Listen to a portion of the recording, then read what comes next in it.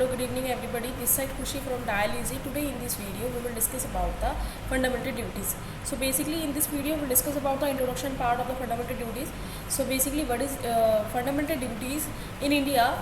It is contained in the article 51A of Indian Constitution.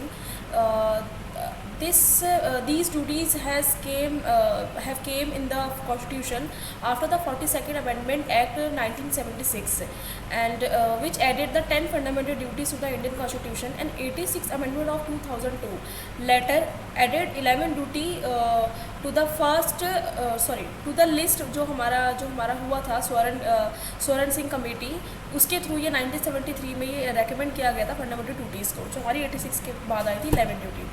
So duties are necessarily to which fell during the internal emergency, which is duties को क्यों लाया गया था basically 1995 और 97 के बीच में, जिस पीरियड में जो एमरजेंसी का लगाया गया था, तो उसके बीच में ये माना गया था कि हमारे यहाँ पे फंडामेंटल ड्यूटीज़ होना भी उतना ही ज़रूरी है जितना फंडामेंटल राइट्स को प्रोटेक्ट करना ज़रूरी है.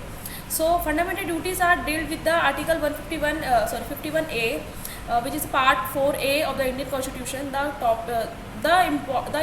The topic is important for every if you are going for any exams. So इसमें बहुत ज़्यादा बेसिक क्वेश्चन पूछे जाते हैं. सो आर्टिकल जो आर्टिकल हमारा बात करता है वो लाइक मेंशन करता है detail of the fundamental duties and there important in India. The topic from the significance जो हम बात करेंगे ये सारे एग्जाम से रिलेटेड होता है.